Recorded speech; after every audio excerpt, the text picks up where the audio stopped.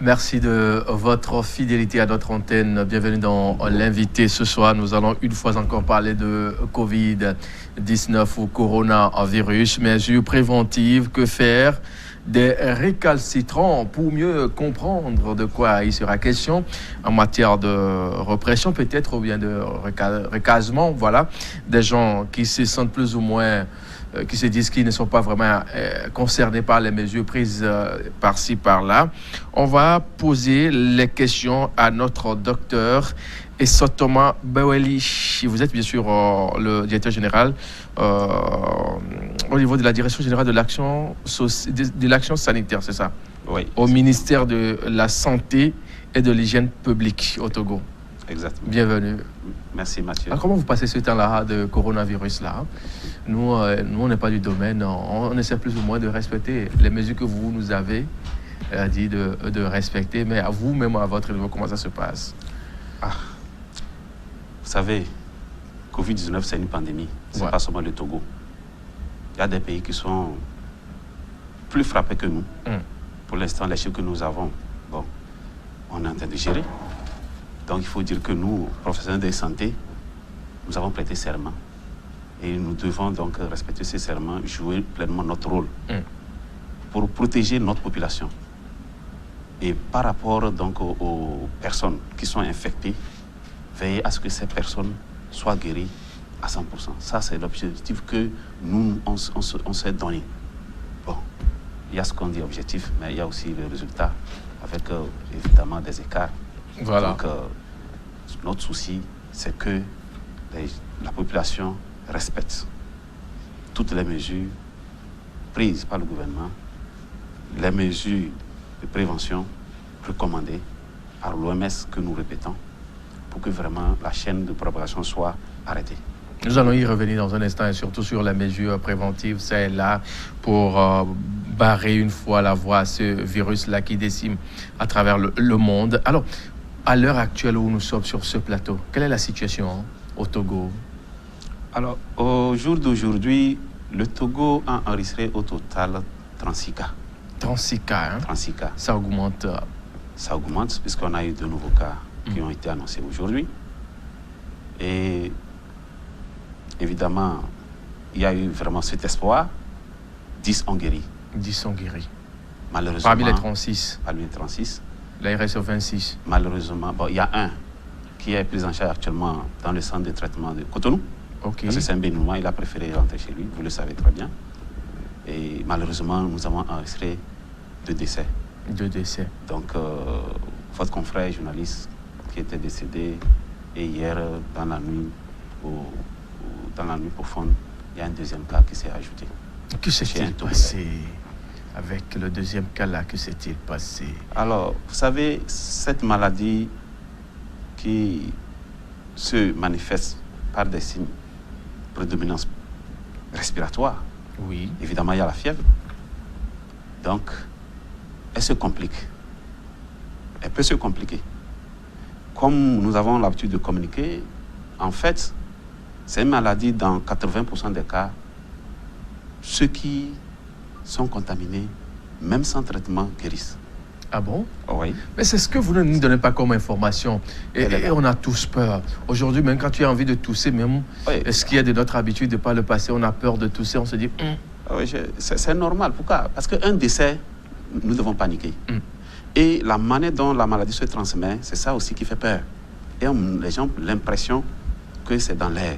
On peut y revenir. On va y revenir. Alors, sur la gravité, donc, sur les 20 personnes qui manifestent les symptômes, la plupart, c'est des symptômes mineurs, mais il se fait qu'un cas sur 5 ou un cas sur 6 peut se compliquer. Et dans ces formes de complications, formes graves, il y a ce qu'on appelle la détresse respiratoire, la difficulté à respirer. Donc ça veut dire qu'au niveau des poumons, ça ne va pas. Et c'est ça, par rapport à l'assistance respiratoire, donc ça peut vous amener à la mort. Et il a été démontré, par exemple le cas, il a été démontré que tous les pays actuellement où il y a eu les décès, la plupart du temps, les personnes âgées ou les personnes qui portent donc qui ont des antécédents de maladies, notamment l'hypertension, le diabète, les problèmes cardiovasculaires. Souvent, s'ils sont infectés, l'asthme, voilà, la probabilité de décès est élevée. C'est ce qu'on peut dire sur cette question. Donc voilà. Comment ça se fait, bien sûr, la détection de ces malades-là? Comment vous faites la détection concrètement? Ou bien quelqu'un est rentré de l'Europe ou bien de l'étranger, il faut le mettre en quarantaine pour pouvoir le suivre après et dire que telle personne est malade? Comment ça se fait? Justement, vous savez, la maladie a commencé en Chine. Et ça a migré maintenant dans les autres continents, dont nous et notre pays. Donc, lorsque vous revenez d'un pays à haut risque, où on sait que le risque est très élevé, c'est que déjà on s'est dit, cette personne est suspecte. Et dans les 14 jours qui suivent, si vous commencez à développer les signes évocateurs, immédiatement, vous-même, vous n'avez pas besoin de dire que je vais aller conseiller, vous appelez. Parce qu'aujourd'hui, il y a le 111. Vous appelez et on vous donne la conduite pour qu'on puisse faire le prélèvement. Donc, c'est après le prélèvement qu'on va donc techniquer au niveau du laboratoire qui va confirmer la maladie. Du coup, les premiers cas au Togo ont eu à contaminer d'autres cas. Vous n'avez pas voyagé, mais vous avez eu contact direct avec un frère qui est peut-être rentré de l'Italie, qui est malade, déclaré malade, ou peut-être il est malade, vous ne savez pas. Parce qu'il peut y avoir des malades qu'on ne sait pas. Donc, mais ce qu'on sait, parce que par exemple, le premier cas, ce qu'on appelle cas index, a eu à contaminer des cas qui, heureusement, sont déjà parmi les guéris. Donc, vous avez ce contact avec un cas, vous aussi, si les symptômes commencent, ça veut dire que rapidement, il faut faire le test prélèvement naso-pharyngé ou oropharyngé et avoir la confirmation si vous êtes malade ou pas. Et si vous êtes malade, c'est qu'il faut rapidement vous isoler et démarrer tout le protocole de prise en charge. L'autre procès que nous vous faisons chaque jour, ou bien qu'on fait pratiquement tous les jours, en matière de la gestion de ce mal-là, c'est la publication de ces chiffres-là. On se demande pourquoi ne pas avoir peut-être le docteur Thomas Berely tous les soirs, peut-être à 18h comme ça, qui va nous donner des chiffres exacts, où on est tenté d'abord d'aller sur ce site du gouvernement togolais pour s'assurer vraiment de ce qu'il y a eu comme cas, nouveau cas aujourd'hui, si décès il y en a ou guéri il y en avait vraiment. Pourquoi ne pas peut-être communiquer autrement autour de tout ce qui est en train de se faire dans ce sens-là? Eh bien, vous savez, c'est des options. Aujourd'hui, dans la gestion de la crise au Togo, vous savez qu'il y a un comité de crise présidé par le chef de l'État lui-même, personnellement. M. Faure Eswazina Gnassingbé. Alors, et au niveau des différents ministères, donc il y a les ministères, chaque ministère doit aussi s'organiser pour contribuer. Ce n'est pas seulement le ministère de la Santé. La santé de la population ne relève pas seulement du ministère de la Santé. Vous le savez très bien. Oui. Et donc chaque ministère doit apporter sa contribution pour qu'on puisse bouter cette maladie. Alors, je pense que c'est des options. Ce que vous avez dit est faisable. Bon, aux autorités avisées d'aviser.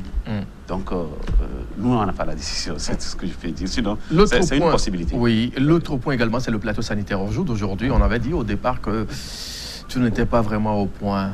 Mais il y a des indiscrétions qui nous disent aujourd'hui qu'on a au moins jusqu'à 120 lits au moins qui sont bien sûr sur place, disponibles pour accueillir de nouveaux malades si on avait, et puis des respiratoires qui sont quand même en nombre à l'heure actuelle. Vous confirmez ou vous infirmez? Je confirme. On a eu des soucis au début, mais quand le chef de l'État a pris la décision, on a amené les malades au CHLM commune. Quand vous arrivez là-bas, vous savez, il y a 2 blocs. Oui. Donc, les malades occupent un bloc. Et on a commencé à réhabiliter l'autre bloc, toujours sur ferme du chef de l'État. Et donc, l'idée est que, côté infrastructure, que le cadre soit agréable pour accueillir les malades. Donc, après, on va les envoyer dans le bloc réhabilité et maintenant, on entame l'autre. Ça, c'est le schéma. Par rapport aux équipements, au début, on n'avait pas de respirateur, mais actuellement, le problème a été réglé. Mais il faut renforcer en termes de capacité. Les autres équipements, par exemple, les équipements, ceux qui vont soigner doivent se protéger. C'est ce qu'on appelle les équipements de protection individuelle. Ça, on en a, mais il faut toujours renforcer. Parce qu'on sait aujourd'hui que nous sommes à 36 cas, depuis qu'on a déclaré le premier cas, on a confirmé le premier cas le 5 mars. Mais on ne sait pas quand les chiffres vont grimper comme dans d'autres pays. Si vous voyez, au Ghana, c'est en train de grimper. Au Burkina, ça grimpe beaucoup. Bon, le voisin du Bénin, bon,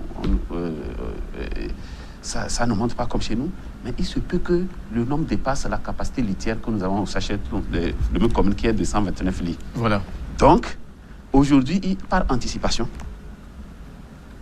donc, on est en train de penser à d'autres sites si jamais ça dépasse, et même aussi les tentes, parce que l'espace de l'hôpital chinois, comme on le dit, est là. On peut aussi mettre les tentes pour dans la prise en charge. Donc, voilà à peu près ce qu'on est en train de faire en termes de mesures de riposte. Voilà. Alors, on va s'intéresser bien sûr aux mesures préventives énoncées par l'État togolais à travers bien sûr des communiqués. Ça est là, depuis le 20 mars dernier, certaines frontières sont fermées à certains horizons où on ne peut plus facilement voyager sur le Togo ou bien sortir facilement aussi comme ça. Et les écoles, tout est fermé pour qu'on arrive à circonscrire le mal au temps opportun. Si vous passez à Lomé, de Lomé, ou bien des gens cassés jusqu'à 5 cassés, à l'heure actuelle, est-ce que les mesures sont en train d'être respectées à la lettre comme vous l'auriez souhaité? Alors, une chose est de prendre des mesures et une chose est de les respecter. Par rapport au comportement du citoyen en général, vous savez, il y a toujours des déviances. On a bouclé les villes dans lesquelles il y a eu des cas, ou des cas probables, parce que Palimé était bouclé aussi. Mais il y a des gens, malgré que le communiqué a été clair, du gouvernement a été clair, de ne pas faire des voyages non essentiels. On a vu des gens qui ont pris la route. Il a fallu que les forces de l'ordre interviennent. Et ça s'est passé autour de toutes ces villes bouclées. Ça veut dire que dans le respect de ces mesures, il y a problème. Donc, les villes bouclées, mais les gens forcent. On a dit de fermer les frontières terrestres. Donc, les passagers ne passent pas. Sauf les marchandises, parce qu'il faut que les gens vivent. Oui, il faut qu'on mange aussi. Mais, sur les frontières, nos frontières, que ce soit côté Bénin, côté Ghana, c'est poreux. Même là où nous avons un dispositif clair de part et d'autre de la frontière, où nous avons les douaniers, les forces de défense et de sécurité, ça échappe parfois à ces éléments. On dit même que parfois, eux-mêmes est-ce qu'ils sont impuissants, ils laissent passer. Comment cela s'explique? Surtout c'est que c'est des vies qui sont bien sûr en danger. C'est les vies qui sont en danger. D'abord, les forces de s'exposent en laissant passer les passagers. Parce que le passager, il vient, il passe, vous ne savez pas s'il est porteur ou pas. Et s'il est porteur et il vient, il éternue, il tousse. Il va vous donner ça. Même s'il ne vous donne pas ça sur vous, ça peut tomber sur vos habits. Et si le virus est sur vos habits, et si jamais vous portez les mains à la bouche, aux yeux, ou au nez, souvent ça nous arrive, mais vous allez le prendre. C'est pour ça qu'il faut refuser catégoriquement. On a dit dans les marchés, il faut que les gens portent les bavettes. On voit où parfois les gens ont les bavettes, les masques là. Et on la descend au niveau du menton. Et ils causent avec la distance qui est... La proximité n'est pas... Parce que nous, on fait des petites enquêtes, on fait les descentes dans les marchés pour regarder. On voit ça. Bon, vous faites ça et dès qu'ils voient les forces de l'ordre ou bien ils voient les gens qui ils prennent, ils remettent. Bon, en fait, ça, ce n'est pas... Vous ne le mettez pas pour faire plaisir à quelqu'un. Vous le mettez pour protéger vos voisins. Si chacun met dans le marché, il protège les autres, ça veut dire que vous tous vous protégez vos voisins. Donc, ça veut dire que tout le monde est protégé. En fait, c'est ça. Les masques, vous savez, il y a deux types de masques. Ce que nous recommandons, les masques chirurgicaux, là, donc, c'est pour éviter que si vous êtes malade, vous transmettez la maladie. Mais dans le sens, si quelqu'un n'a pas porté et il projette de la gouttelette du feu vers vous, vous pouvez le prendre. Ça, c'est... Mais les masques recommandés pour le personnel de la santé, par rapport aux soins, ça, c'est des masques spécifiques. Ils sont très chers. Hein. Là, vous pouvez protéger vous-même, donc le malade, un tousseur ou quelqu'un qui ne peut pas vous donner la maladie. Et vous-même, vous ne pouvez pas donner aux patients que vous êtes en train de soigner. Voilà. Et ça, on voit dans le marché, c'est dépendable. Les gens, ils s'attroupent au lieu de prendre une distance. Ça se voit. Et quand on voit ça, on voit des femmes qui viennent avec les enfants, des bébés, même d'autres qui ont 5 ans, 6 ans, qui peuvent rester à la maison. Ça pose problème. Vous voyez que mais on a dit de fermer les écoles. Oui. On a fermé, effectivement. Mais on a vu ce qui s'est passé pour certains, les gens qui voulaient continuer les répétitions. On a dit de fermer les lieux de culte. Qu'est-ce que nous n'avons pas vu? Il y a eu des images rapportées par beaucoup de télévisions au Togo. Des imams qui s'entêtent. Des pasteurs qui s'entêtent. Ça, c'est pour aller où? Donc, c'est de l'indiscipline. Il faut que nous soyons autodisciplinés. Il faut que nous soyons conscients que le mal, il est là. Et que si nous ne prenons pas garde, il va s'exploser. Aujourd'hui, nous disons que parmi les cas, c'est ceux qui ont eu contact, qui ont eu voyagé, qui sont allés dans les pays à risque. Oui, on le dit. Mais ça peut changer. Parce que si ces gens, on ne coupe pas la barrière et contamine les gens qui n'ont pas voyagé, d'ailleurs, il y a parmi eux ceux qui n'ont pas voyagé, qui sont malades, il y aura une explosion. C'est beaucoup de gens qui vont tomber malades et nous ne pourrons pas par rapport à nos capacités, surtout que nous sommes un pays aux ressources limitées. Vous avez vu les pays très développés qui ne sont pas arrivés à gérer. Actuellement, c'est l'Amérique qui est en train de souffrir. Donc, c'était l'Europe, l'Italie, la France, l'Allemagne, tous ces pays, l'Espagne. Maintenant, les Américains, ça souffre. Donc, il faut que nous soyons conscients. Les Togolais doivent prendre conscience que la situation, il ne faut pas blaguer. Mais les gens ont bien envie de payer ces masques-là, mais le problème aussi, c'est la disponibilité. Est-ce qu'il y en a en suffisance sur le marché? Parce que dans certaines pharmacies, on n'en a pas vraiment. Hein? On a eu à faire le tour de certaines pharmacies de la place. Il en manque. On les voit plutôt dans les feuilles tricolores, qui ne sont pas vraiment protégées, où on voit la sauvette comme ça. On est encore beaucoup plus exposé, si on peut se tenter de dire ça. Alors, je voudrais dire que c'est un constat réel par rapport à la disponibilité de ce matériel de protection. Cela s'explique. Hein. Nous sommes c'est une pandémie. Donc, c'est la plupart des pays au monde. Ça veut dire que la demande, là, elle est élevée. Chaque pays va demander à acheter. Nous ne produisons pas au Togo. Alors, là où nous commandons, là où nos fournisseurs commandent, ces pays-là sont attaqués. Donc, vous voyez un peu que chacun aussi essaie c'est pas le protectionnisme, oui. Mais je ne peux pas livrer tellement à tout pays parce que ma population est là. C'est ce que nous connaissons. Maintenant, ce qui est dans le pays, nous avons constaté qu'il y a la surenchère qui est rentrée, où les gens ont gonflé les prix. Bon, du coup, le citoyen lambda, dont le revenu n'est pas ça, c'est lui qui va subir les conséquences. C'est ce que nous voyons. Et ne soyez pas surpris qu'aujourd'hui, comme vous l'avez dit, il y a des masques qui circulent en pagne. Oui, que dites-vous par rapport à ça? Vous êtes spécialiste du domaine. C'est quand même conseillé, non? On peut les laver les soirs avec de l'eau javelisée, non? Exactement. Vous voyez, au début, on n'était pas chaud de recommander ça. Parce que ça ne protège pas comme les masques chirurgicaux que vous voyez. Mais, étant donné que ce n'est pas disponible et que les gens sont rentrés à fabriquer, ils commencent à porter, il vaut mieux changer de la pour leur dire, bon, si vous le portez, ça diminue quand même le risque, mais il faut le laver le soir avec l'eau de javel et vous pouvez le continuer. Parce que si on dit non formellement, en remplacement, on fournit quoi à la population? Donc, c'est ce que je peux dire sur cette question. Mais les mesures sont là. Si on les respectait, on ne serait pas au-delà de port de masque. Il y a d'autres mesures. Notamment, on dit se laver régulièrement les mains avec de l'eau et du savon ou du gel hydroalcoolisé. Si vous êtes malade, c'est-à-dire que vous toussez, ou vous n'êtes pas malade, parce que, vous savez, comme je l'ai dit, il y a des porteurs qui n'ont pas de symptômes, où les symptômes sont minimes. Oui. Il peut éternuer, il peut tousser par même, mais ça va sortir. Et il faut tuer un papier mouchoir. Ça veut dire que dès que vous finissez la poubelle, ou dans le creux, donc du coude. Parce que si c'est au niveau de la matinée, on dit distanciation sociale. Une mesure vraiment...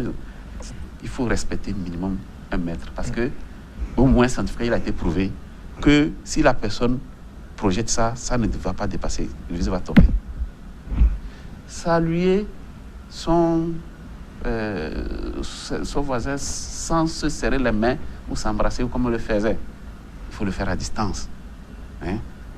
Vous savez, pour se saluer, dans certaines traditions, les gens s'accroupent. C'est ce que faisait l'Africain. Sans même se toucher. Se serrer la main, ça vient de l'Europe ou bien on l'a appris des Occidentaux? On a appris ça des Occidentaux. On a pris cette habitude, mais c'est difficile. En Afrique, on a dit cette mesure, c'est difficile aux gens. Quand je ne vous serre pas la main, au début, les gens pensaient que c'est comme je n'ai pas de l'égoïsme. Mais maintenant, le comportement. On dit, ne portez pas donc les mains à la bouche, au nez, aux yeux. Parce que si vous avez pris ça, vous allez attraper la maladie. Évidemment, lorsqu'il y a des symptômes évocateurs, il faut penser que... et surtout qu'il y a une notion que vous avez eu contact avec un cas confirmé ou que vous avez voyagé dans un pays à haut risque, vous êtes revenu dans les 14 derniers jours, c'est qu'il faut appeler le 111. Voilà de façon essentielle des mesures recommandées pour pouvoir limiter. L'autre problème aujourd'hui, c'est également des gels hydroalcooliques ou bien alcoolisés qui sont contrefaits, qui sont disponibles maintenant sur le marché. On a vu une société de la sous-région qui a fait sortir carrément un communiqué pour dire voilà ce qui se passe sur le marché d'aujourd'hui. Si on n'a pas ces gels-là, est-ce qu'on ne peut pas vraiment trouver une autre voie pour pouvoir se mettre à l'abri, se laver les mains? Oui, non? Le meilleur remède actuellement, c'est se laver les mains avec l'eau et le savon. On dit gel. Si vous n'avez pas l'eau à côté du savon, vous pouvez utiliser les gels là. Ou la solution alcoolisée. Aujourd'hui, je peux vous dire que l'université de Lomé donc a pris l'initiative, parce que les enseignants, c'est pour ça qu'ils sont enseignants. Oui, ils sont là. Très bien. En train de produire donc cette solution hydroalcoolisée. Peut-être qu'on peut avoir aussi ajouté d'autres éléments pour que ça devienne des gelés. Là, pas de gel. Donc, on est en train, au niveau donc du ministère, la direction des pharmacies est en train de se pencher aussi là-dessus avec la centrale d'achat des médicaments essentiels génériques pour essayer d'avoir un stock un nombre suffisant. C'est ça qui va réduire ces trucs parallèles-là dont on n'est pas sûr. Parce qu'il faut le produire, mais on est sûr que c'est de qualité. Je ne peux pas démentir que ce qui est contrefait ne circule pas. D'ailleurs, les pharmaciens vous diront, en général, comme tout produit, la contrefaçon, elle existe. Les gens qui étaient dans le circuit des trafics de drogue, maintenant, ont beaucoup migré vers des médicaments. De faux médicaments. Vous rappelez-vous, oui. Voilà le sommet qui a été annulé. Ça a été le 18 janvier dernier. Parce que là-bas, les sanctions sont, en comparant avec la drogue, les sanctions sont moindres. Et les gens ont trouvé que là-bas, ça le fait. En même temps, ça s'ouvre maintenant sur le trafic des armes. Dommage que c'est déjà la fin de l'entretien. Mais que fait justement pour les récalcitrants? En 1 minute ou plus. Alors, j'avoue, pour les récalcitrants, on va continuer à communiquer, à sensibiliser, à travailler. On va utiliser beaucoup de stratégies. C'est pour ça qu'aujourd'hui, on a demandé les préfets, les maires, tout le monde va rentrer dans le jeu. Mais si ça continue, je crois que le communiqué a été clair. On a dit sanctions. On va agir. C'est tout ce que nous. Merci beaucoup, Dr Issa Thomas Beweli. Je rappelle bien sûr que vous êtes le directeur général de l'action sanitaire au ministère de la Santé et de l'Hygiène publique. Merci pour toutes ces explications. Merci à vous. On aura la chance de vous rencontrer bien avant la fin de cette pandémie, si Dieu le veut, dans les jours qui viennent. Merci. Monsieur, nous allons devoir marquer une pause. On se retrouve dans un instant. L'info, c'est juste derrière nous.